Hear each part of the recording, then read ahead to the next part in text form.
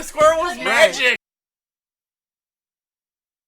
Say, do you like movies? Do you like music? Do you like video games? How about hanging out and having a good old nerdy time? Well, have I got the show for you. Take it away, boys! I'm Deadman. I'm DJ. And I'm the Mustard Colonel. We're the hosts of VT Network. A nerdy podcast about movies, music, video games, and almost anything else we can get our hands on. Come hang out with us every week as we discuss all things nerdy. Find us on every major platform you listen to podcasts on.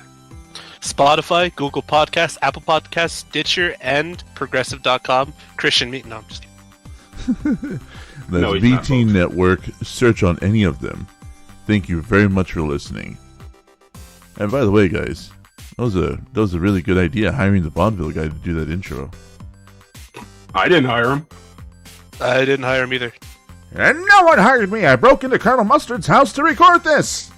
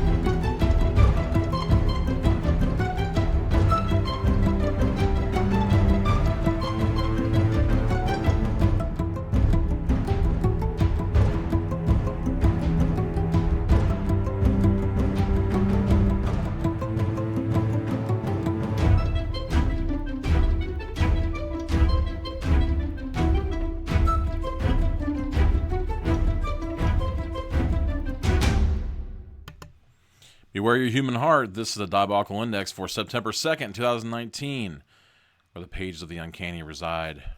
We're at Moreland Manor in the library, and I have to say I'm pretty pumped about this one.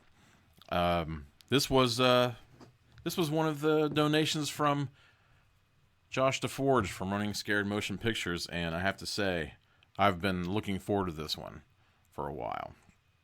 Another thing, Josh is a big booster of a lot of creators and writers and filmmakers and just all sorts of artists all over the place.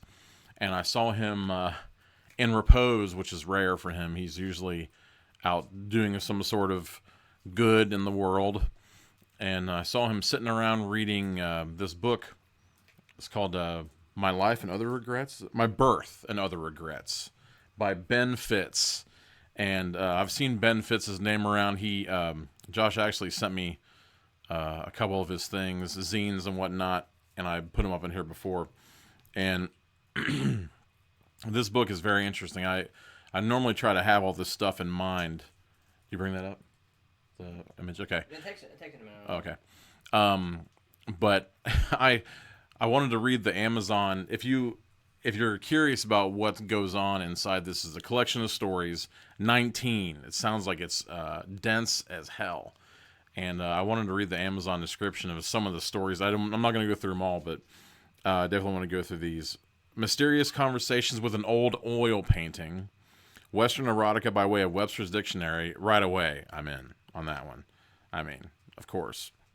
Heavy metal infants in utero. Unusual private investigators for God. Male body dysmorphia. A decomposing corpse in a water-cubed desert. That's interesting. Existence among human statues. House in the sky. Part human, part clownfish. I mean, this sounds like a blast. And, if Josh DeForge recommends it, I'm all over it. Especially since I took a really good look at the last stuff he sent me over. So definitely check out My Birth and Other Regrets by Ben Fitz. It's on Amazon right now. And there is a pretty cheap paperback version of it right now. I think if I remember correctly, it's $7. So get that right out to yourself. Plug that in on whatever you're doing on Amazon. Get that Ben Fitz out to you.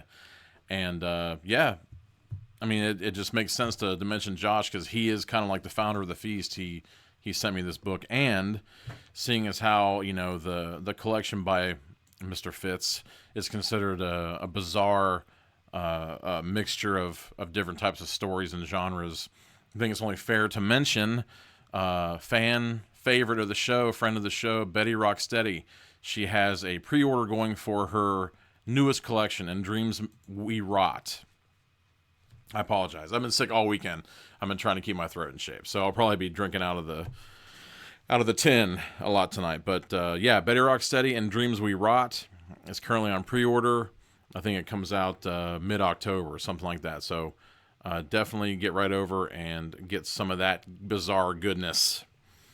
Yeah, so I got the Ghostbusters cards ready. I got the book ready. Everything is where it's supposed to be. So, R.L. Stine Goosebumps, number 7. Under the Magician's Spell. Reader beware, you choose the scare. Getting right into it tonight. Was there anything else I want? No, that's all. So, I'm loving this. It says, boo, dude. I don't think that was on the original image, but it says it here. That reminds me so much of the movie Freaked. If anyone's seen Alex Winter's film, the Bill and Ted guy, he's actually really prolific now. He started doing documentaries and stuff. I think he was going to do a documentary on the Zappa family and their troubles right now. I guess they've got a big, since probably like the early 2000s, they've been fighting over rights for their for Frank Zappa's stuff. But he ended up doing a movie called Freaked, and if you haven't seen it, Freaked with Alex Winter, definitely check it out. Apparently, Keanu is in there as a dog boy. It's not confirmed that it's him, but apparently he does a cameo in there. Rock and Roll High School, hells yeah. Yeah, Water Cube Desert. I was wondering about that too, Stu. Hey, Melanie. Good to see you, babe. All right. The ominous warning for all of these. Beware. Do not read this book from beginning to end. Bummer. You have to take your bratty little sister Joni with you to the mall.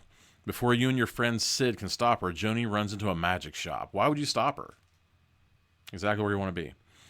Of course, she touches everything in the store. But when Joni leaves the shop carrying a big book of magic spells, you know you're headed for trouble. Big trouble. So don't go near Little China. Unless you want to. Whatever you want. The book of spells belongs to an evil magician. And he's going to use every terrifying magic trick, sawing you in half, throwing knives at you, even getting hundreds of rabbits loose. Okay? Australia did fine to get his book back. Although if rabbit, I have seen Holy Grail too. They can be dynamite. The time is running out. The magician has put a powerful spell on Joni. Her body is slowly evaporating. And you're next.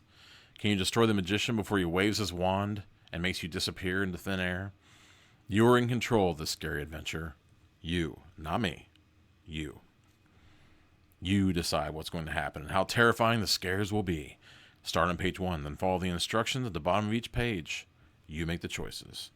So take a deep breath, cross your fingers, and turn to page 1 now to give yourself goosebumps. Pretty awesome. You flatten yourself against the wall.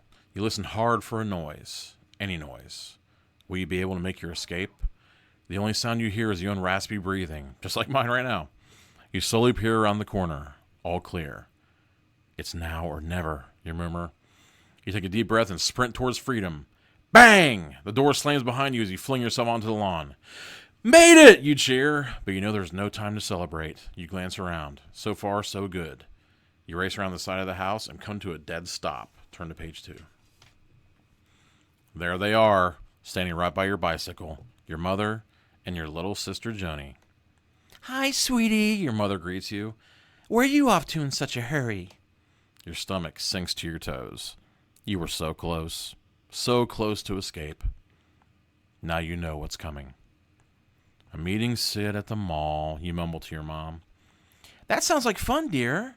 I'm sure Joni would like to go too. Ma, you wail. Joni is such a pain. She gets into everything. I have to watch her every second. Joni will behave, won't you, cutie? Your mother turns to Joni and kisses her cheek. Joni nods sweetly and gives you a big fake smile. Goodbye fun, you think. Your bratty 9-year-old sister always gets you into trouble. She has to touch everything she sees. Break it or take it seems to be Joni's motto. But she's so disgustingly cute, no one ever seems to get mad at her. Grown-ups love her brown curls and bright blue eyes. Look, Joni wants to hold your hand, your mother gushes. Isn't that cute? Before you puke, turn to page 3. You shake off Joni's hand. Once your mother's out of sight, you know Joni will drop her cutie pie routine. Listen up, Joni, you tell her. I'm in charge, so hurry up and grab your bike. I'm already late. I have to get my diary first, Joni says. That stupid diary. Joni never goes anywhere without it. You two have fun, your mother tells you. Then she follows Joni into the house. Joni, you holler. I'm leaving now. You jump on your bike and pedal as fast as you can. Hopefully none of your friends will spot you riding to the mall with your little sister. You glance back and see that Joni is pedaling hard to keep up with you. When you reach the mall, you and Joni lock your bikes in the rack. Don't wander off, you instruct Joni. Who, me? She asks super sweetly. Hurry to page 18. Sheesh. For a second, it kind of reminded me of that part in T2. You roll your eyes at Joni's sickly sweet act. You rush through the mall to meet your friend Sid. You spot him pacing in front of the Comic Connection. Yes! That's what it's all about. Sid is wearing a blue jacket that's a little too small for his chubby frame. Sounds familiar as well. He runs a hand through his spiky blonde hair. Where were you? He demands as you hurry over to him. My mom made me bring Joni, you explain. Really? Sid raises his eyebrow. Then where is the little princess? Oh man, did you lose Joni already? Turn to page 7. Hope springs eternal. Joni has already disappeared. Too bad you can't just let her stay lost. You glance around the mall. There she is, you say, pointing across the courtyard. Joni stands frozen in front of a shop window as if she was in a trance. For a moment, you could swear her feet are floating inches off the floor. Can't be, you tell yourself. You blink and look again. No, her feet are still on the ground. The magic shop. You read the store sign aloud. She's going in, Sid warns. Come on, you cry. We got to get her out of there. That store won't know what hit it. You and Sid follow Joni into the magic shop. It takes a few seconds for your eyes to adjust to the dim light inside. Sid gives a little gasp behind you. Wow, you murmur. The shop is filled from floor to ceiling with magic tricks. This place sounds cool. I think I'd be, well, you wouldn't want her messing with anything, but it'd be a good place to check out. Of course, Joni is touching every single one. You shake your head as you watch her fiddling with a miniature guillotine. But then she sticks her finger into place on the tiny blade. Joni, don't! You shout. Before you can stop her, she pulls the string and the blade drops right through her finger. Rush over to page 114. I had a similar problem this weekend myself. I'm not going to go any further than that. Joni, don't move! You race to her side. Your mom will be furious if you allowed Joni to chop off her own finger. Well, yeah. You force yourself to look down at your sister's hand. You hope you'll be able to stand the sight of all that blood. Joni slowly pulls her hand from the guillotine. She grins up at you, waving all 5 fingers. Okay. So here's the eternal question. Do you strangle Joni now? Turn to page 25. Or do you use every ounce of strength and try to ignore your sister's little tricks? Turn to page 6. And while you think of which one you'd like to do, child murder or forgiveness, think about the shape in my mind. See if you can't bring it to light within your own, bouncing through the labyrinths of thought, passing your lizard brain and your epiphysis, I think that's what it's called. Your pineal stalk. All those fun things that we learned about in the movie From Beyond. See it. Will it into being. Let it crystallize. And remember always. Okay. Do you strangle Joni now? Turn to page 25. Do you use every ounce of strength and try to ignore your sister's tricks? Turn to page 6. 25. Strangle her now. Should have known Mr. Gully would be on board with that. The man has no scruples. Yeah, he has some scruples. Strangle, strangle, strangle, strangle. Everybody's strangling tonight. But that's okay. Strangling Joni is number 25. Every ounce of strength to try to ignore her tricks, page 6. Upside, if she chops off all her fingers, Mama won't ever send her to the mall with you again. That's a good point. Strangle. I think it's going to be strangling across the board. Hook's on fire. What can I say? I'm trying to find the right thing. The hooks are on fire, though. Oh. Let's see here.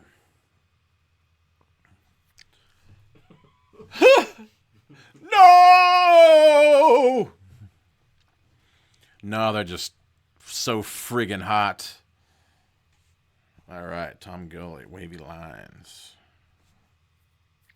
Ooh, triangle for Mel.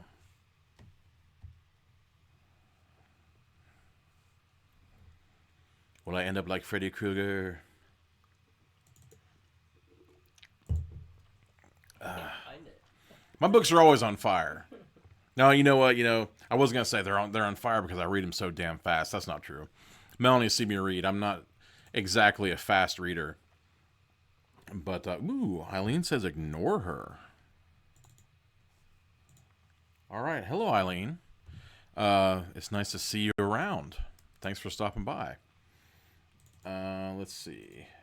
Give him a couple more seconds to mull it over. Do you strangle Joni? Page 25. Use every ounce of strength to ignore her? Page 6. Drew Barrymore feel. Absolutely. Although, I could lose some weight to be Lionel. Okay, so... Oh, Jesus! I've seen it like super delayed. This place is crazy. Okay, I guess we are putting our hands around her throat. Or garroting. Or whatever. Page 25. Come on, you know better than that. If you touch a hair on Joni's head, you'll be grounded for life, and you won't be able to finish the rest of the adventure. So take a deep breath, count to 10, and do what Eileen said. Go on. You can do it. Page 6. Weak! Come on, RL. Robert Lewis, whatever it is.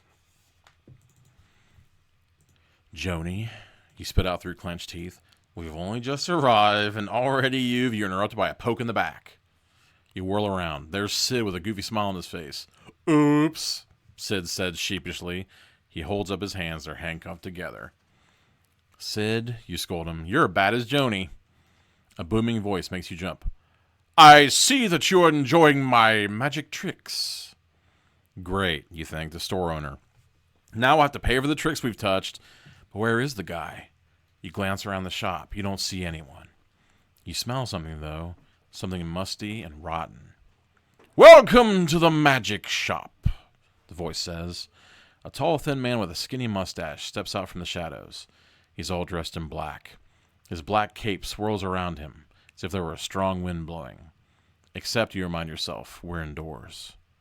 I am the magician, the tall man declares. Turn to page 125.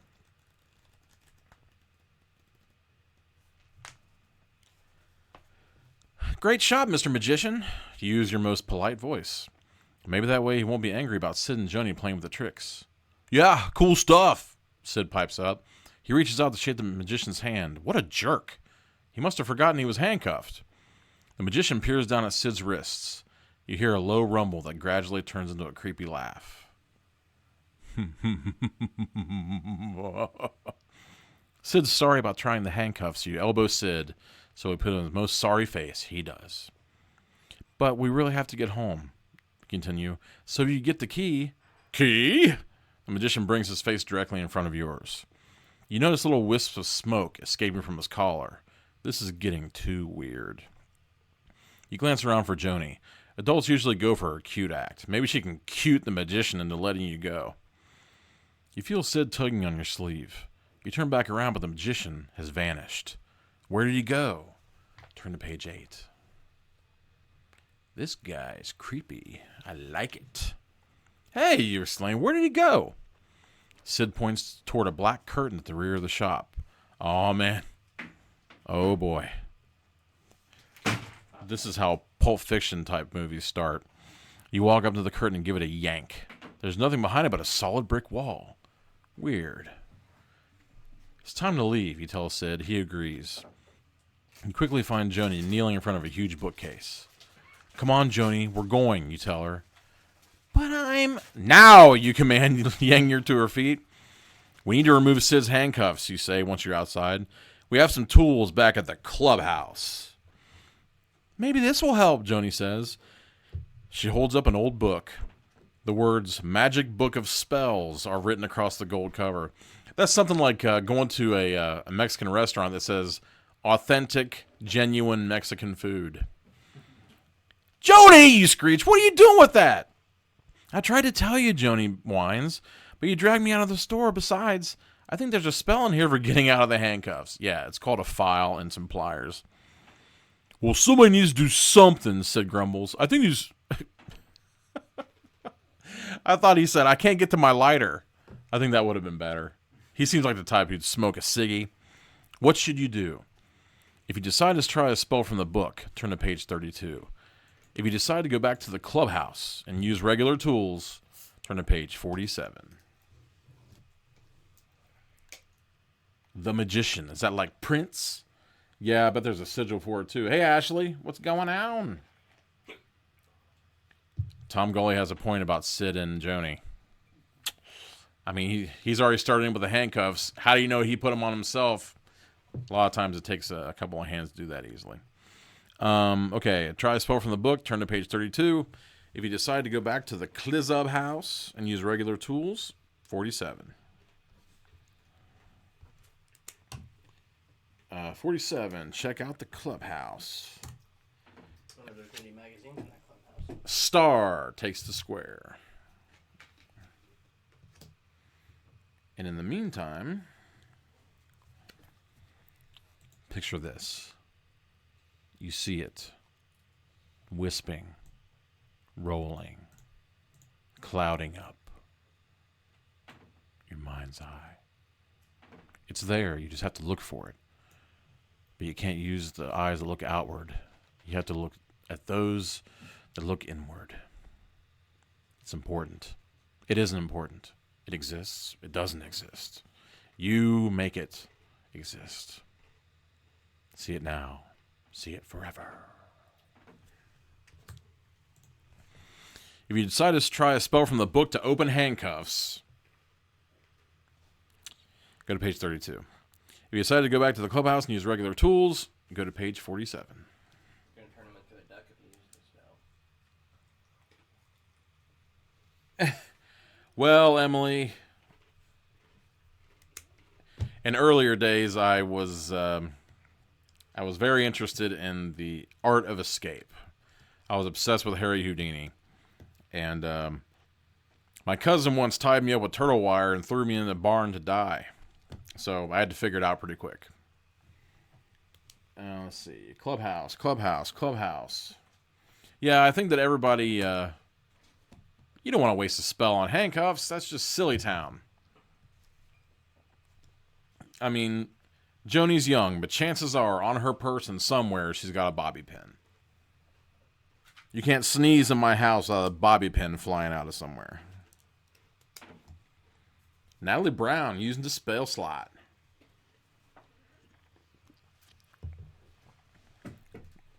Keep an eye out for Death and Butterflies collection. I don't know when exactly it's going to be coming out, but it should be on the horizon from Sinister Publications, something like that. I can't remember. Please correct me.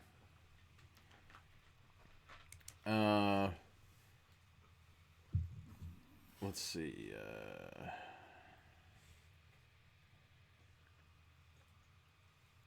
Book. That's probably what I'll say on my deathbed. What do you need, Corey? You need something to drink? Are you hungry? Are you comfortable? Be like, Buck. I'll sound like the Dread Pirate Roberts once he's been brought back to life with that chocolate pill. January 1st, she says. Look out for Death and Butterflies, January 1st. Okay, trying to spell. We are Suicide House Publications. Sorry about that. Death and Butterflies. It is a creepy crawly based compilation from Suicide House Publications. Hopefully, I'll get off my ass pretty soon and submit. We shall see. So far, we are in deadlock.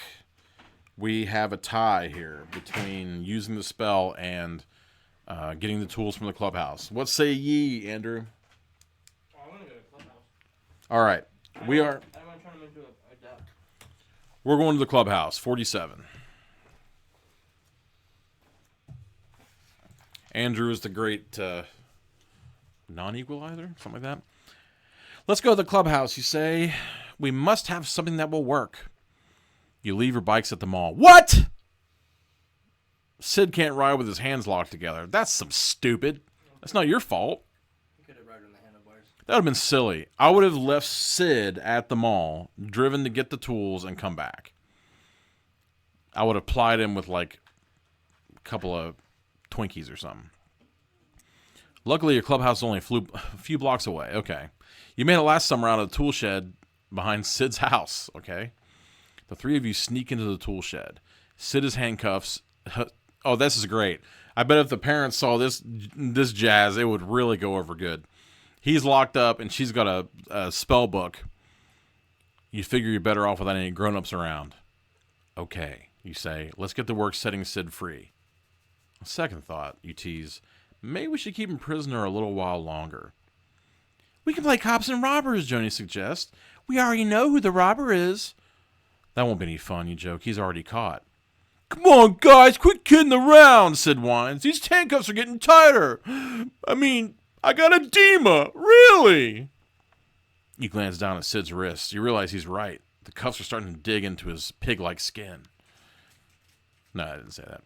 They weren't doing that when he first put them on. Could they be magic handcuffs? Aw, shit! Should use that spell, Andrew. Thanks a lot. This kid's going to lose his hands now. I blame Tom. That figures. If those handcuffs have a spell on them, you better pry them off quickly. Okay, those two things don't make much sense. Who knows what could happen? You gather up some tools and get to work. Tom Gully knows what it's all about. He's carrying that key. I've seen some, I think I've seen one called, like, Thimk or something like that. It's this real cool one I think you can put on your belt. You gather up some tools and get to work. You insert needle nose pliers into the links of the handcuffs. You squeeze the handle as hard as you can. They won't budge.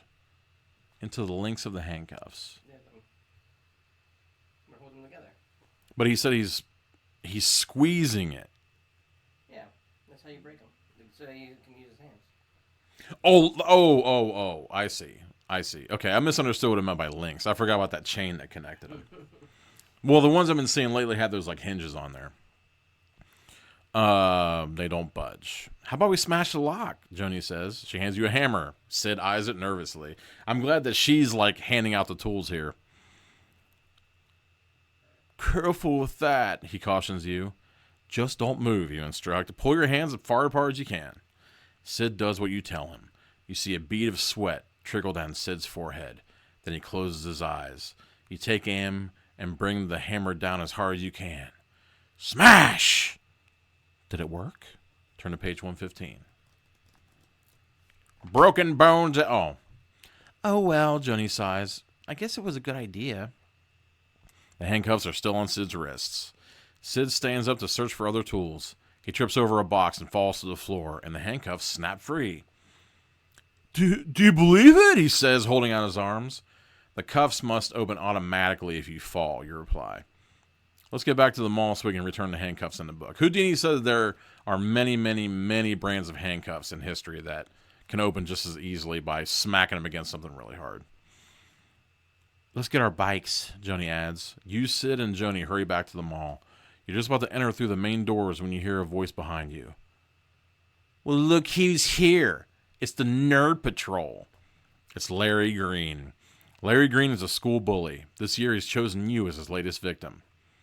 Go away, Larry, you say. You try to sound cool. We don't want any trouble. Buddy and DJ. Motherfucker, man. Bullies never travel alone. Never, ever. His only two friends step out from behind some parked cars. We're collecting for charity, Larry tells you. Yeah, DJ sneers. Each of you give us a donation. Only if you can spell donation, you joke. This only makes DJ mad. He grabs Joni's backpack. Oh no, the magic book is in there. Turn to page 59.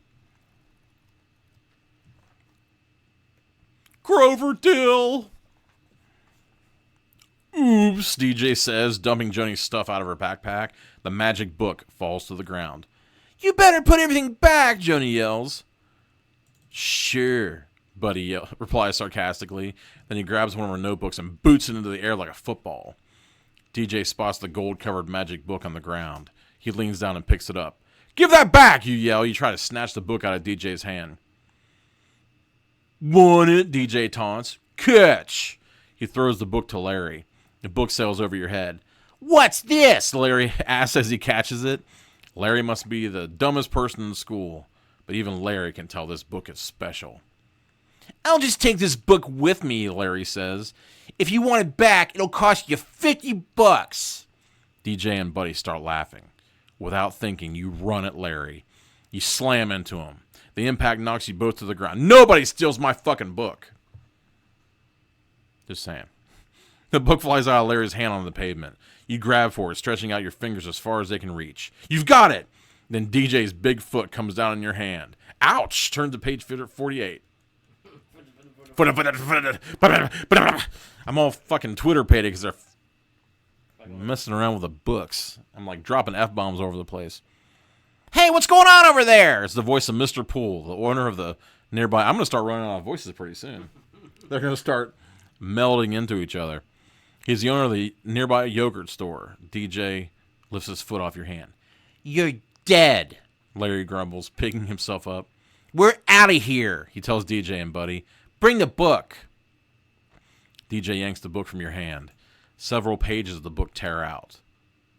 You watch them flutter to the ground. These guys are marked for death. The three bullies strut away with the magic book. Let him have the stupid book, Sid says. Are you all right? Mr. Poole calls. Fine, thanks. You stand up and wave at him, and Mr. Poole goes back into the store. You gather up the 4 pages that are scattered on the ground in front of you. What do you think that... You stop speaking and quietly read through the first paragraph, silently. Oh no, this is terrible. You gaze over at Joni and swallow hard. What's wrong? Joni cries. You look like you're going to be sick. Turn to page 130. This is getting dramatic fast. You have no choice. You have to tell her. It's not good, you warn Joni. Your voice trembles as you read the terrible words aloud. The person who takes this book will have 1 hour to return it or disappear from this world completely. The three of you stare at each other in silence. I'm going to disappear, Joni finally says. Don't worry, you tell Joni. You're not going to disappear. It's a stupid prank. Joni runs her hand nervously through her hair. You watch her eyes widen in terror. She lets out a piercing shriek. It's true, she cries. I am going to disappear. She holds her hand in front of your face. Her fingertips are gone. Marty McFly style. We'll get the book back, Joni, you promise. We just need a plan. You figure you have two options. You could try to raise the $50 and buy the book from Larry, or you could follow Larry and try to steal back the book. Man, this is like Back to the Future. What should you do? If you want to steal back the book, turn to page 75. If you want to buy back the book, go to page 14. Hell with buying anything. Screw that noise. I'm beating ass. Speaking of beating ass, Star takes the square. Yet again. If you want to steal back the book, turn to page 75, which is most definitely what you should do. If you want to buy back the book, go to page 14, but it's all your decision. Can't you play Johnny B. Good on the guitar? Third option. Tell the creepy magician dude those pricks took it and let them turn them into lizards or something. Rock on. All right. 75 to steal back the book. 14 to buy back the book. Eileen says steal it. All right. And see, she's got it all together. She says steal back the book because, you know, it's what you need to do. They're thieves, so there's no harm in stealing something back. But she wouldn't strangle the sister. Tom Gully, stealing that shit back. Okay. But first, before you steal that back, steal something from my head. Would you? Stretch out across distance, and in some cases time, and see it, feel it, be it. Let it encompass you completely. It's there. All you have to do is ignore that falling door in the background and the dogs. Yes. Don't let anything break your concentration and see it. See it before you. Okay. 75 to steal back the book. Buy back the book, page or 14. Steal that shit, Emily. Okay, it's unanimous. We're going to 75.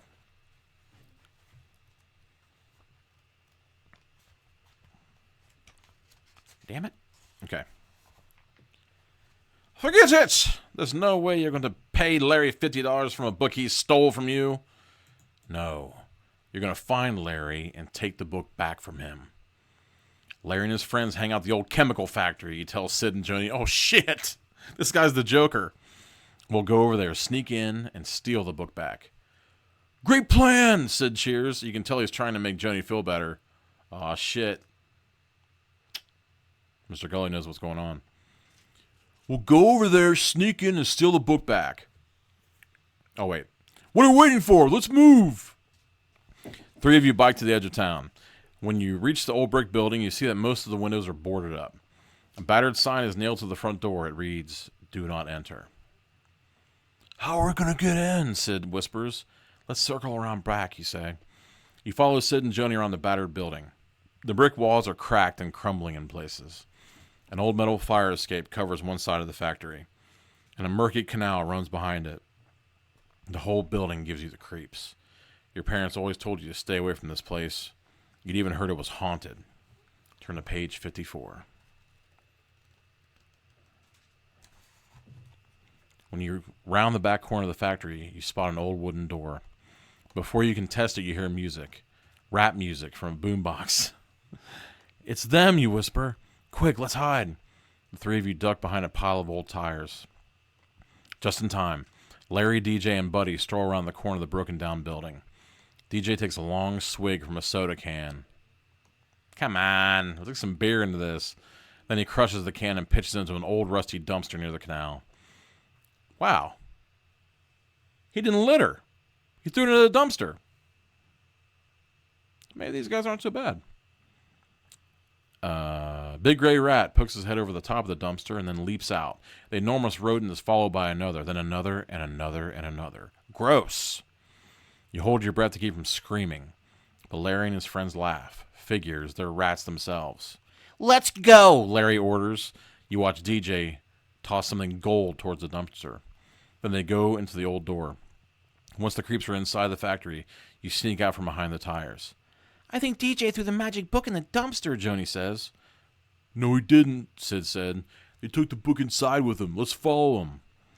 To search the dumpster, turns to page 120. To sneak into the old building, turn to page 12. Now, for long-time listeners and viewers of the show, we all know that dumpsters are bad places to be. For one reason or another. Maybe R.L. Stine is trying to instill good morals in us as children. LOL. Hey, I'm with that. I mean, although kids all over the earth think that he's Jack Black now, which is really weird.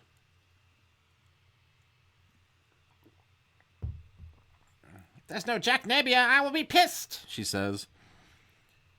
Throw Joni in the oh, perfect. I love it. Okay, to search the dumpster, turn to page 120. Hopefully all the rats are gone. To sneak into the old building, turn to page 12. I mean, it would be pretty silly for them to throw that in the dumpster if somebody was, or if they at least put it out there that somebody could pay $50 to get it back. That'd be weird. Or they just think Karen threw it in there. What's that now? Or they just think Karen threw it in there. Karen? They didn't Karen threw it in there. Oh. It's like, damn, Karen's everywhere. Old building, please. Search the dumpster and then go back to Mr. Pools and watch Joni disappear while enjoying yogurt. Not the dumpster. That's the dumpster. Okay.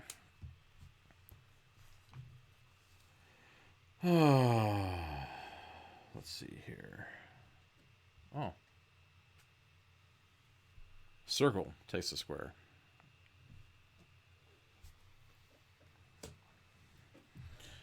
Let's see here.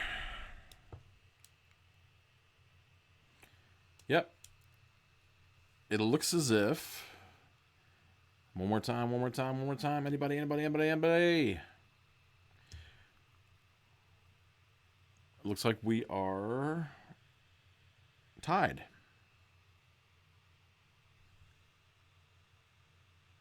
What do you say? Just because it was a terrible ending last time, I would freeze to go to the dumpster, but I'd go to the building. Okay. Okay, we're going to the building. Number 12. There's no way you're climbing into that dumpster. You're going into the factory. You, Joni, and Sid creep up to the door. You jiggle the handle. It's locked. Now what? Fire escape, Sid says. You glance up at the fire escape. Most of the guardrails are broken away and several of the metal steps are missing. The nails that anchor the steps to the brick wall are rusty. There's a metal ladder attached to the bottom step. It's about 3 feet over your head. I'll go first, you say. Give me a boost. You place a hand on Joni's shoulder to steady yourself. Oh, okay. Sid locks his fingers together. You place your foot in his... This is a stupid way of doing this. What? You gotta have Sid go first. Why is it bigger? Who the hell's gonna lift Sid up?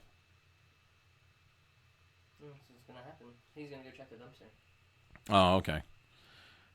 He boosts you up. You grab the bottom rail and pull yourself the rest of the way. You step onto the fire escape. It wobbles, swinging from side to side. You find a release mechanism for the ladder, and it drops down. It makes a terrible groaning sound, but it still works. Sid and Joni carefully climb up behind you. When you reach the second floor, you find a broken window. You peer inside, but it's too dark to see anything but shadowy shapes. You climb in through the window. 2 shiny yellow eyes greet you. Turn to page 118. The rat jumps inside of your mouth and starts eating your tongue. No, wait, sorry. Joni has taken you Wait. Uh-oh. I screwed up.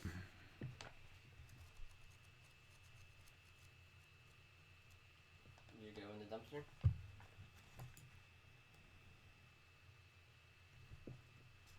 Okay. No, I turned to the wrong page. Your eyes adjust to the semi-darkness. You quickly discover that 2 glowing eyes belong to a mean-looking German shepherd on the 2nd floor. What? It bares its teeth. A low, threatening growl comes from its throat. This is not a friendly dog. You try to remain absolutely still. Your mom always told you that dogs can smell fear. Nice doggy? You manage to say. The huge dog growls again. Slowly, very slowly, you glance over your shoulder to see what Sid and Joni are doing. Joni has already followed you in through the window. Now she's pressed up against the wall. Sid is outside in the fire escape. His eyes are wide with fear. Back up, he calls out to you. You can make it through the window. You're not so sure. The window looks awfully far away. Page 99. You gaze at the dog. Can you go back out the window before the snarling animal has you for lunch? What time of day is this? I was thinking it was evening by this time. Mall was open though. That's a point. You tense your muscles, getting ready to sprint. The window is only 4 feet behind you, you tell yourself. You can reach it before the mean... Yeah, right. You can reach it before the mean-looking dog in front of you takes a big chunk out of your backside. You're about to make your move when Joni steps up beside you. I can take care of this, she announces, and her hand is one of the torn-out pages from the magic book. I'm going to cast a spell on the dog. The growling dog is about to attack. You have to decide quickly. If you want to run for the window, turn to page 116. If you think Joni can cast a spell on the dog, turn to page 76. Oh, man. I'm digging this. All right. Running for the window is 116. Having Joni cast a spell on the dog, Hermione style, 76. Speaking of magic. Oh, boy.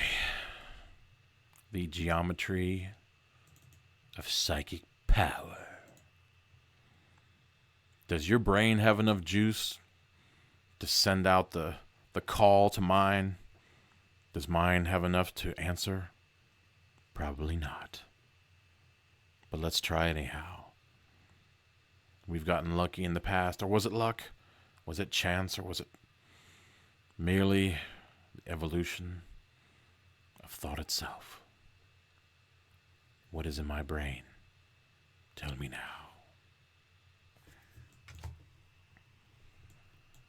Cast a spell, cast a spell, cast a spell. Last moment of usefulness before she disappears forever. 1, 2, 3. All right. The man says wavy lines. You could be right, you know. Maybe. Perhaps. Possibly.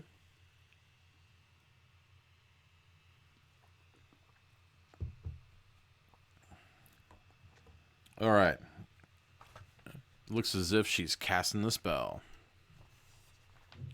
Bukalakahiki, you know you want to let me. Oh, wait. No, sorry. Go ahead, you tell Joni. Use a magic spell on the dog. But it better work, you add. This dog is about to attack. I'm loving this. They're like having all this dialogue in the middle of this dog glaring at him. Joni slips forward. The dog's eyes switch from you to her. His muscles tense. He shows Joni his sharp yellow teeth. Joni holds one of the pages torn from the magic book in front of her. She reads the words in a soothing tone of voice. You watch in amazement. The dog's growls turn into little whimpers. His whole body relaxes. He lies down and rolls over. Then he sits up and holds out a paw for Joni to shake. Joni starts to cross over towards the dog. You stop her. It's a trick, you say. Of course it's a trick, Sid says. Sid's climbing into the room. She's reading a magic spell. I mean, you explain, I don't believe that a few stupid words can turn a vicious dog into a pussycat. Page 117. The dog looks friendly now, you warn, but a minute ago he was ready to take a chomp out of me. I think the spell worked, Sid says. Me too, Joni agrees. You notice the dog eyeing you. Maybe you should read that spell again, you tell Joni, and Sid and I will find out if the dog is really our friend. Good idea, Sid says. You and Sid slowly approach the dog. You place yourselves on either side of him. Nice doggy, you say. Joni reads the magic spell over again. You reach out to pat the German Shepherd. You feel the strangest sensation, as if you're shrinking inside your skin. Your body begins to shake. You fall to the floor. You roll over a few times and sit back on your heels. Oh no, no, no, no, no! You look over at Sid. The same thing's happening to him. What spell did Joni read? Joni stands over you. Her eyes are wide with shock. The paper in her hand falls to the ground. You read the first line. Spell to turn one into playful dog. The end.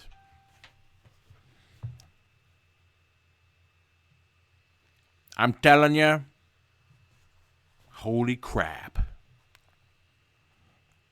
All right. Ooh, it's not yet 11. I think we ought to go back on that one. But how far back do you want to go? Dumpster time?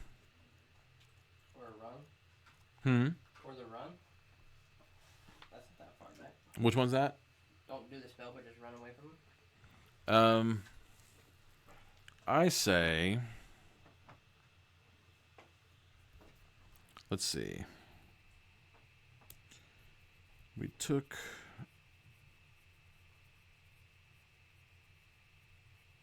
Let's go to 14. See what happens there.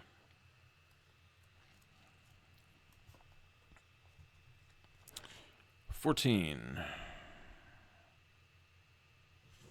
Okay. We're going to try to buy the book. You don't think you'll be able to steal back the magic book. Larry must have hidden it somewhere by now. Your only choice is to buy it from him, but you have a problem. How are we going to raise $50? Sid asks. That's a tough one. You look over at Joni, thinking hard. If you don't get the book back, Joni will disappear in an hour. You shiver with fear, but you can't let the fear clog your brain. You've gotten out of tougher situations before. I know, Joni pipes up. You can sell some of your CDs. You got 1 million of them. And all the music you listen to stinks. You stare at Joni as if she were crazy. I've got a better idea, you tell her. Why don't you sell your collection of Barbie doll designer clothes? Why does she need 5 coats? Are you afraid she'll get cold? Shut up! No, you shut up! Luckily, Sid interrupts you. I've got an idea! He shouts over your argument. Page 37. Sell your feet on the internet. Ah, dang. Let's steal some of... Yeah, now we're talking.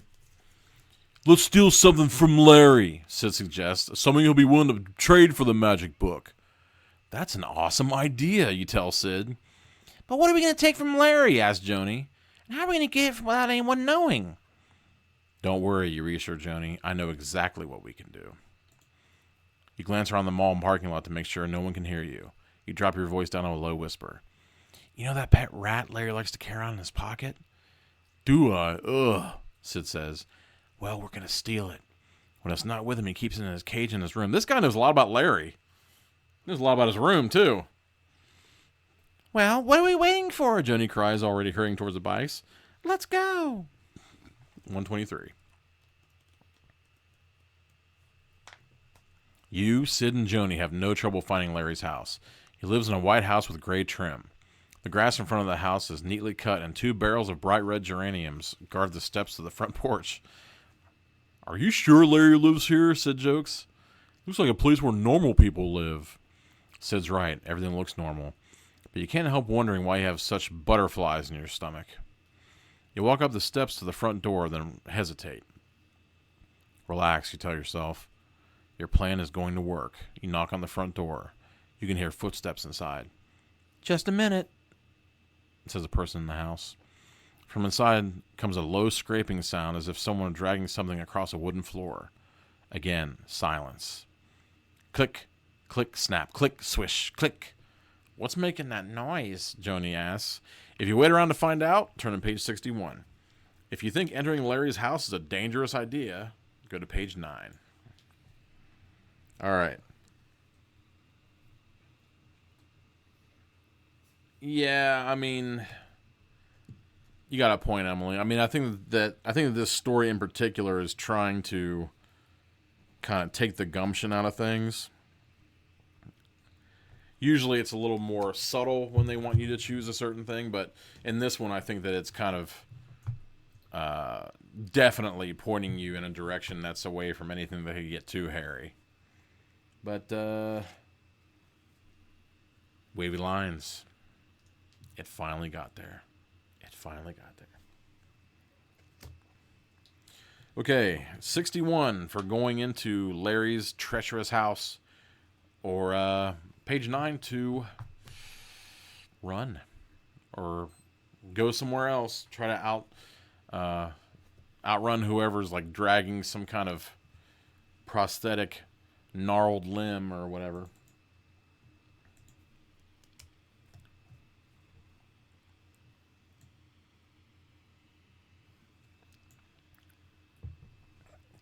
All right, folks, we're going in there. Or we getting out of here. Let's go in the house. See if they make us leave.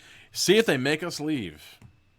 That's very positive. It's very, very optimistic. I mean, there could be a whole fleet of rats in there, like Willard. 9. Larry's house sucks, he says. And when I say Willard, I don't mean that piece of shit Crispin Glover remake. You seen the original Willard? I think so. I dig it, man. I love it. And I think that, like, who's that guy? Oh, damn. I can't believe I forget his name right now. Bing Crosby. I think Bing Crosby may have had a hand in producing that early Willard film. Dope as hell. I found it in like this big chunky clamshell.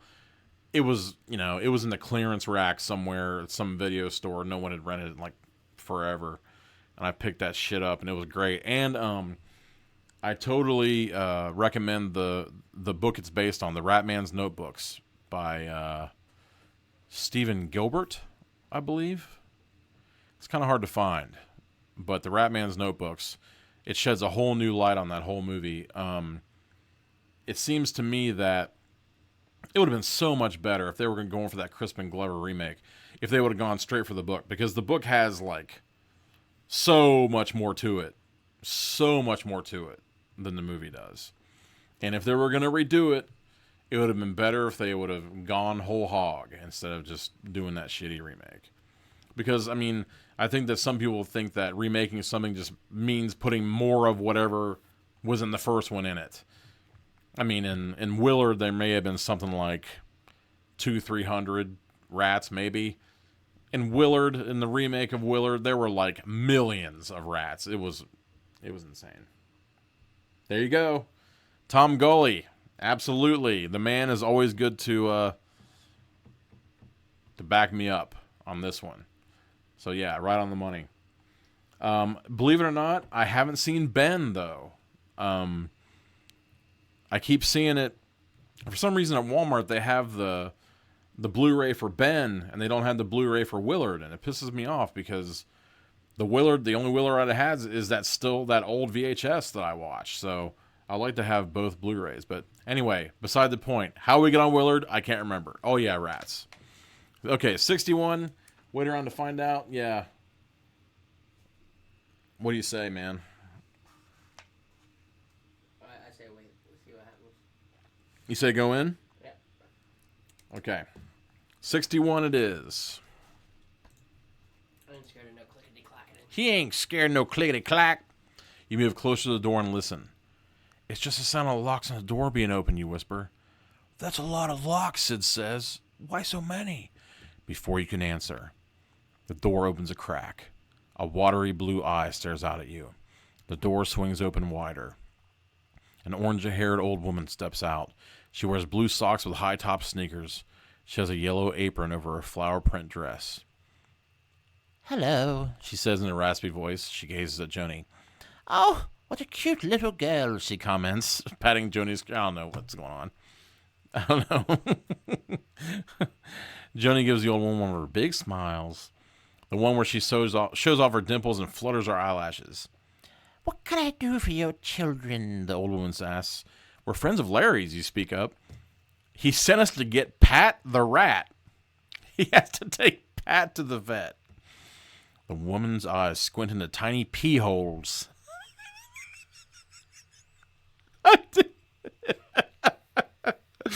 Oh my God, I didn't make that up. That actually says squints into tiny pee holes. Her mouth pinches together tightly. What's going on? The woman's face wrinkles up as if it's about to explode. Page 92. Wah-choo! The old woman sneezes. She pulls a handkerchief from her pocket and blows her nose loudly. My allergies, she explains.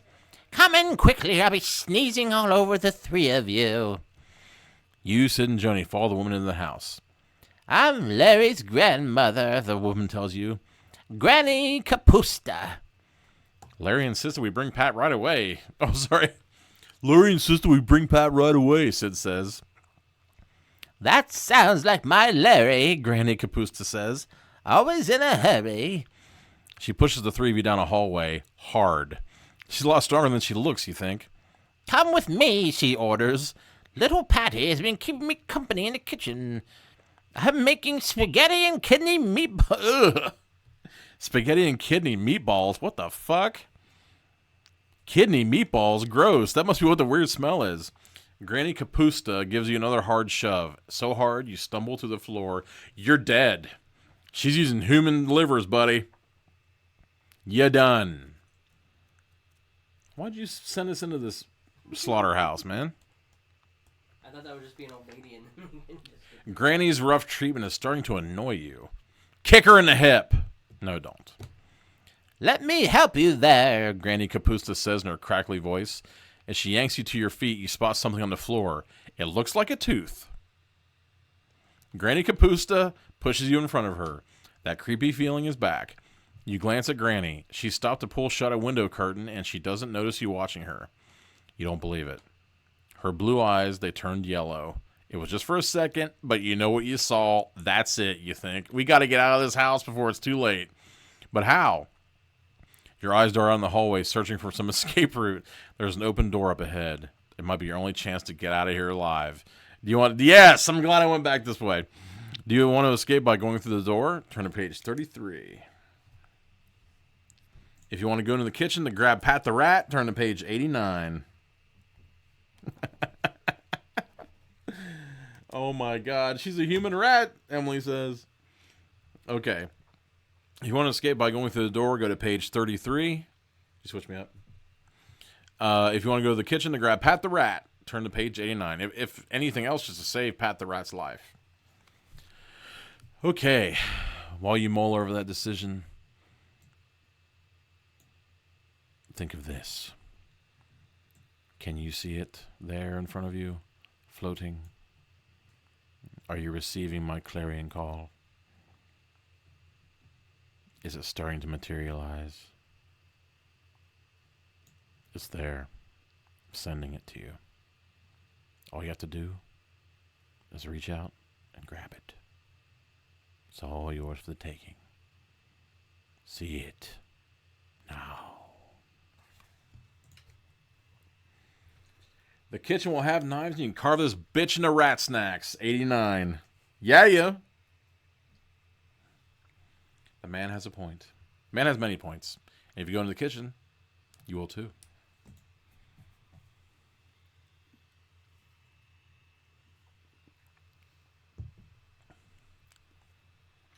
So I'm looking over into the other end of the library here, and I'm seeing Gumby everywhere. Do you have like a Gumby fetish? Just two of them. Just two? I know no one who has more than zero, except for you. Well, one's an actual Gumby, and the other one is a Gumby from TGI Fridays. You went to TGI Fridays often enough to get a Gumby doll? What in the ever-loving... My sister works at TGI Fridays. They closed one down, and they got rid of everything on the wall. Oh, I see. So that's actually like a piece of memorabilia off the wall of TGI Fridays. Yeah. Damn. You know, if you put that thing out on the lawn and like burn like 3 black candles, you'll get like an entire sorority like show up. What? Something like that. But Tiss, what do you say, Emily? What's the deal? Are we escaping? Are we going to the... Are we seeing Pat the Rat? Where's Mel? Did she go to bed? What's no Pokey? Well, this is the library. I think Pokey's in the bedroom. But that's just idle speculation. Let's see. Want to escape by going through the door? Turn to page 33. If you want to go into the kitchen to grab Pat the Rat, turn to page 89. Who's with me? Who's still here? I mean, it's 11:10. Hey, Fava, what's that restaurant you like? Shenanigans! Oh, my God. I didn't see the rat comment. Okay, anyways, we're going to 89. You are being ridiculous. Her eyes could not have changed color. It must have been some trick of the light. You head into the kitchen. The weird smell is strongest in here. Granny Kapusta shuffles over to the stove and takes the cover off of a big pot. She picks up a large wooden spoon and stirs the boiling mixture. Then she glances over her shoulder and winks at you. How about a glass of milk before you leave, she asks. Maybe a few cookies. Sure, Sid answers quickly. That figures. Sid is always hungry. While Granny Kapusta gets the milk and cookies, you look around the kitchen for Pat the Rat. You hear the metal bars of a cage being rattled. The sound is coming from under the kitchen table. Kneeling down, you reach under the table. You grab the cage and pull it towards you. You can't believe what you see. Turn to page 126. Pat the Rat has doubled in size since you last saw him. What has Larry been feeding him, you wonder? You stare at the huge gray and white creature, now about the size of a loaf of bread. Oh my God. His long, hairless tail twitches back and forth. I see you found little patty cake, Granny Kapusta says, standing over you with a glass of milk and a gun. No, sorry, just a glass of milk. You stand up, holding onto Pat's cage with one hand and taking the glass of milk with the other. Joni and Sid are already sitting down at the kitchen table. Plates of cookies and half-empty glasses of milk sit in front of them. Come on, guys, you say. I've got Pat. We should be going. Drink your milk, Granny says. Have some cookies. You take a sip of milk to be polite. Come on, Joni, get up, you say. But Joni doesn't move. Neither does Sid. Oh, fuck! They stare blankly ahead.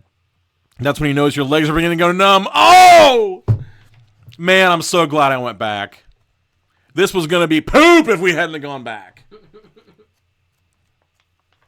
I mean, there was, like, transmogrification or whatnot, but... Jen, where you been?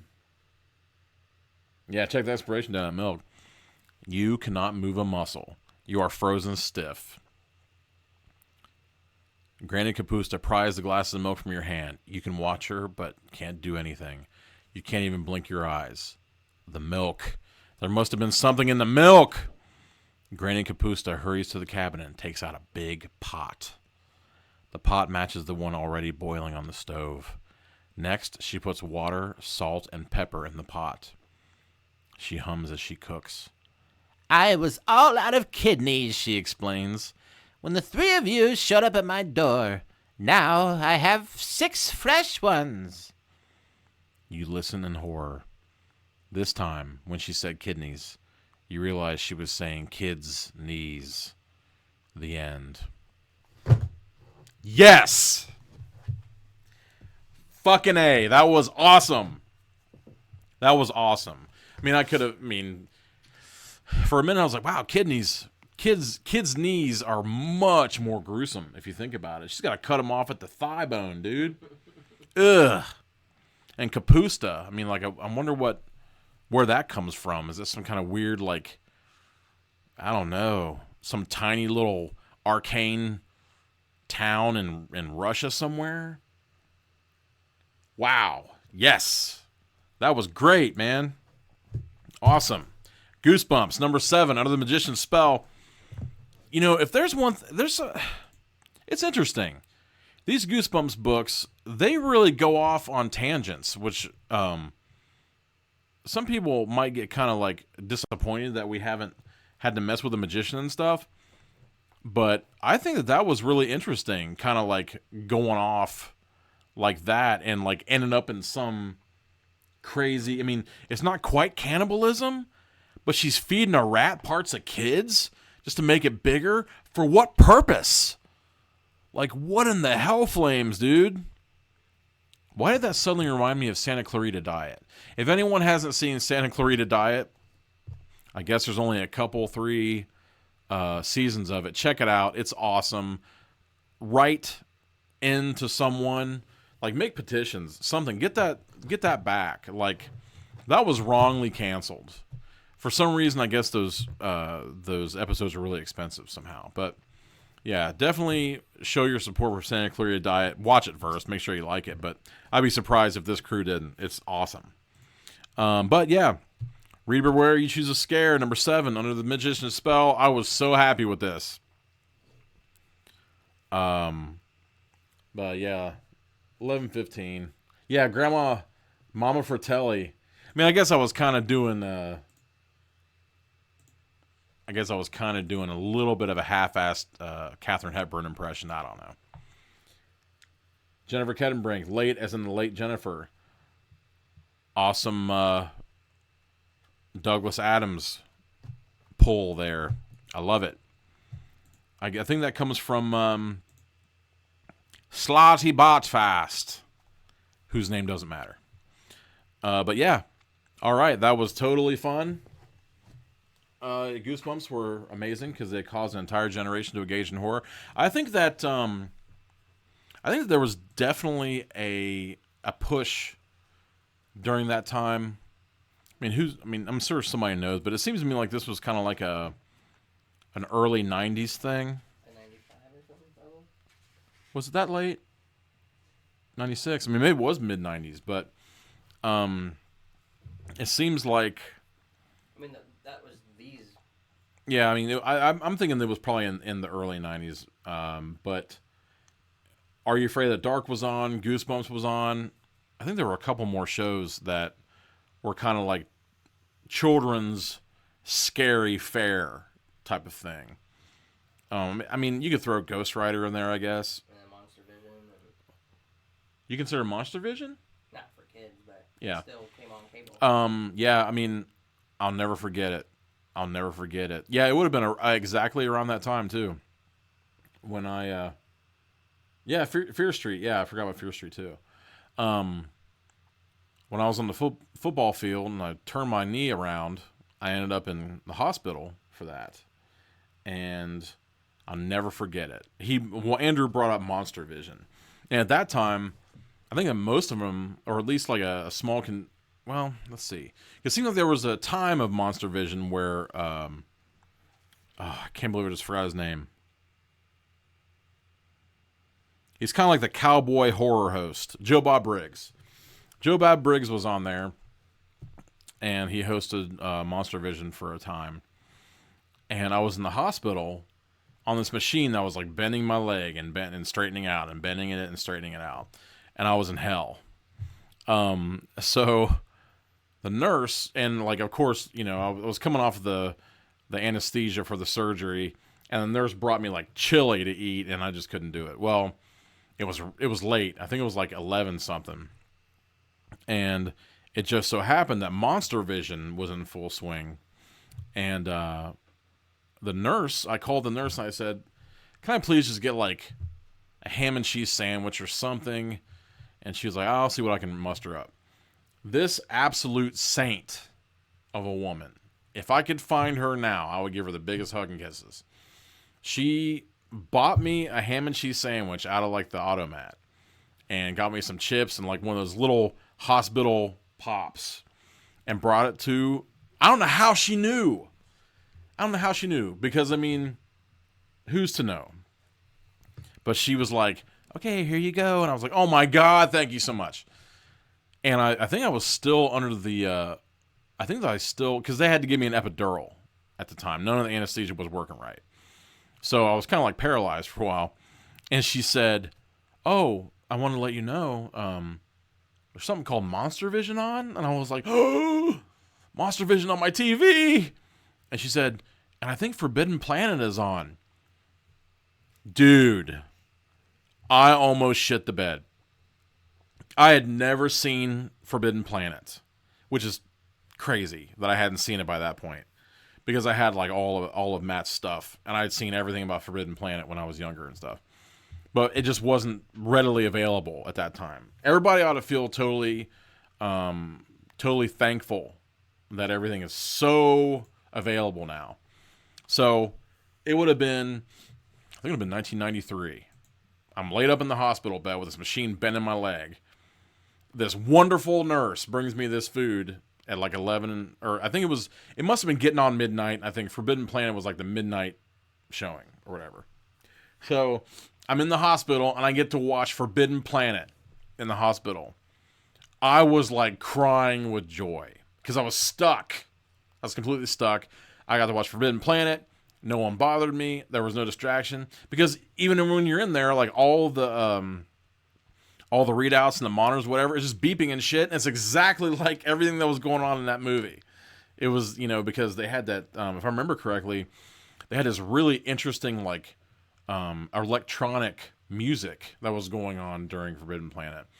And for anyone who's seen that, it's got this really odd antagonist. It's a really interesting film, and you get to see Leslie Nielsen in not rare for the time because I guess he was doing that stuff then, but he's kind of like this deadly serious officer in this sci-fi film, and he's got dark hair. Like, you see Leslie Nielsen, you think, he's never had dark hair ever in his life, and you see him like that, and it was the coolest. How did I get on this? Oh, we were just talking about the kid stuff. Well, yeah, so it was a great time for that. And I think that, especially with Goosebumps, like going through these books, I never read the books. Because by the time I would have been reading Goosebumps, I was already into like hairier shit by that time. But reading them now, it makes me think, man, these really don't patronize. I think that, I have just going through these, like sometimes there's like goofy shit, but that is horrific showing up at that granny's house and getting cut off at the knees. That's something else, And there have been a few of these like that. I've been loving the hell out of these. Did you end up getting that other lot? No? Are we running out of them? What's that? We should have like 5 of them. You said you couldn't find them. They're right over here. Oh, okay. I couldn't find that book that you had in your hand. Okay. Yeah. Oh, what are you doing? He's like tripping over shit. But it makes sense. I'd take up a lot of room in here. Doesn't matter how we got here. Electronic tonalities. They don't condescend at all. A lot of death and horror images. Yeah, I couldn't agree more. Miguel from VT Network is here. You may have heard the little promo at the beginning of the show. Check out VT Network. You can find them on Spotify and Anchor. And definitely check out the... what's that? We are running out. Yeah, we're running out of them. What's left? This one? Just one? I think you read that one, didn't you? Escape from the Carnival of Horrors. That was the first book. Yeah, we did that. Werewolf Woods. We did not do Curse of the Creeping Coffin. I don't think we did. I thought that was like the first one we did. Did we? Creeping. Oh, yeah. We did do that. I don't think we've done Toy Terror or Purple Peanut Butter. So, I think we got those two. So, yeah. We're going to have to start stocking up again. Or maybe switch gears and see if I can't find another type. Because there were a bunch of different types of these. But for like how we hold up some of them, they're just completely empty. What's that now? This one is because it's green. It's all. Look at it. Wait, let me see. Yeah, wait, what was going on here? Yeah, the purple peanut. I thought that people were going to go for this one right away, but the Scarecrow Walks at Midnight. Speaking of that, I've got the Dark Knight of the Scarecrow sitting on my shelf, and I haven't watched that yet. I always got the Dark Knight of the Scarecrow. What's that other one? Damn. The Town That Dreaded Sundown. I always get those two mixed up. But anyways, I'm getting off on movies, but you never know. There might be a movie review podcast coming around pretty soon from a good friend. So we'll see if that takes shape. But let's see. Yeah, did I show the last one? Star takes the square. I forgot to reveal the final Ghostbuster card, or there's a term for these, and I can't remember what it is now. But no, there's whoever developed them. It's based on their name. But anyways, thanks everybody for coming out. Make sure that you check out Ben Fitz, My Birth and Other Regrets. That's on Amazon right now. You can buy it for $7 for paperback. Or there's all sorts of Kindle Unlimited options as well. Personally, I would like to have it in my hands. But also, Betty Rocksteady. Definitely pre-order in Dreams We Rot. You can do that around them parts as well. It comes out around October 12th, I believe. Something like that. So definitely check that out. Anything from Betty Rocksteady is welcome around here, especially apparently it's a compilation of her short works. So, oh my God. Miguel's giving me shit because I haven't seen a few movies. There are a few movies I haven't seen. And I tell you this. I tried a little bit of Robin Hood Men in Tights, and I just, it was difficult to hang. It was difficult to hang. I mean, once they started in, I love you, Melanie. I love you dearly. As soon as they started doing like the Reebok pump shit, I was like, oh my God. It was hilarious. Maybe there was a certain time that I should have seen that, and I was past it seeing it now. I don't know. It's outdated now. But I mean, even the humor, Mel Brooks has so much more going on. Because even in the... Didn't he write it? I don't know. I would like to think that he didn't. Or he started writing it in someone, because in comparison to Spaceballs even, the little bit that I watched, that was just... ugh. But I didn't watch the whole thing. So, yes, Miguel, there are a bunch of movies I still have yet to see. But it's only because... oh, man. Everybody's going to hate my guts for not liking that movie. So I have to give it a fair shake. I'm going to see the whole thing. How far did you get to it? Not very. I think I got to the part where, like, he meets a Chew. That's it. Oh, that's like right after you broke out of jail? Yeah. Like, I'm thinking it might be like 15 minutes in. yeah, If that, maybe that 10. That seems like at the very beginning. You didn't meet Little John yet or anything? What's that now? No, I don't think so. But see, for whatever reason, like, yeah, Miguel, it's in its time, but for some reason, it's not quite as I mean, like, for like Young Frankenstein. I think it's because... Yeah, Mel Brooks wrote the screenplay. I think it's because for some reason there was this push to, or I don't know if it was a push, but for some reason, like, it seemed like he was doing specific beats about stuff that was, like, in Young Frankenstein, it was mostly funny stuff or callbacks to the entire Frankenstein series up until that point. So, like, that made sense. And also with, like, Spaceballs, it was like callbacks to a bunch of different sci-fi things. I don't remember anything out of Spaceballs that you could say specifically came from this year, this certain year that it was happening. I mean, even they had like a hair pick. That's like, how long have those been around? So I think that seeing the stuff that I saw in that movie, it just, I don't know. It just seemed like it basically confirmed the reasons why I never watched it. That's why you went into it looking for that confirmation. No, I wasn't. No, I really wasn't. I was trying to go in there as empty as I possibly could. But, I mean, when you see Dave Chappelle acting like he did in that movie, I was just like, man, what are you doing? I don't remember it that very well. It just makes me wonder if he looks back and says, it was good working with Mel Brooks, and it was good meeting Carrie Elwes and whoever else he met, Patrick Stewart or whoever else he met on that shoot. But I doubt that he looks back on that movie itself, the work itself, fondly. Mel Brooks. Dave Chappelle or Mel Brooks, for that matter. I don't know. I mean, maybe Mel Brooks. I mean, when it's one of those things where when you have a blast on set, you're probably gonna like it better than you would have. When Young Frankenstein was made, all the Rage Horror franchises, when Spaceballs, Star Trek, Star Wars, and Reference to Metropolis as well. I totally agree.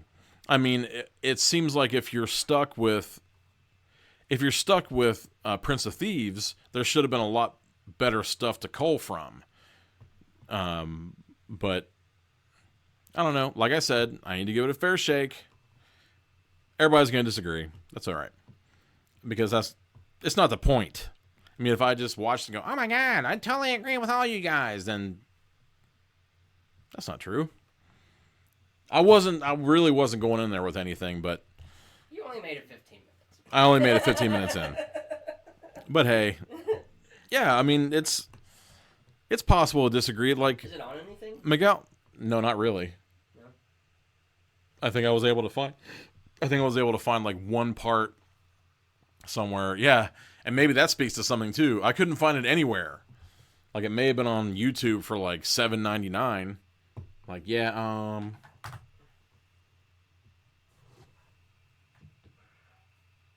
yeah. So I don't know. That's not what this podcast is about. What it's about is whether or not we're going to do Toy Terror or Beware the Purple Peanut Butter. What's this all about? Is this like the stuff? Stomach, a giant monster. The Blob, probably. Mutant alien. Okay. All right. So, maybe I'll put up a poll in a minute. Cannibal, I'm just about to sign off here. Where you been all my life? Okay, so that has been Goosebumps number 7, or at least the Reader Beware You Choose a Scare number 7 on the Magician's Spell. Thanks so much to everybody who came out. I can't remember everyone, so I'm not even going to try. But practically everyone came out, and I'm really happy that everyone came. I haven't fallen specifically on what I'm doing next week. Are you even going to be available next Monday? I think so. Somehow I thought you told me. Actually, maybe I'm not available next Monday. We'll figure it out. I'll be in touch. We'll see. I know I've got something going on next Monday, but it may not last into the night. So, beware your human heart. Thanks for coming out for the Diabolical Index on September 2nd, 2019, where the pages of the Uncanny reside. I will be in touch as always. Thanks to Josh DeForge for giving me the book that we did tonight and all of the great works that he does. Thanks to Black Books and all your love and support, as always, and everyone involved therein. All my Dexters all over the place. It's okay, Miguel. Derailing this. Yeah, right. As if there were rails to begin with. But anyway. I decided that I think that I'm going to sign off with read books or else. Say, do you like movies? Do you like music? Do you like video games? How about hanging out and having a good old nerdy time? Well, have I got the show for you. Take it away, boys! I'm Deadman. I'm DJ. And I'm the Mustard Colonel. We're the hosts of VT Network. A nerdy podcast about movies Music. Video games. and almost anything else we could get our hands on. Come hang out with us every week as we discuss all things nerdy. Find us on every major platform you listen to podcasts on. Spotify, Google Podcasts, Apple Podcasts, Stitcher, and Progressive.com. Christian Meat. No, I'm just kidding. That's No, he's not, VT folks. Network. Search on any of them. Thank you very much for listening. And by the way, guys, that was a really good idea, hiring the vaudeville guy to do that intro. I didn't hire him. I didn't hire him either. And no one hired me. I broke into Colonel Mustard's house to record this.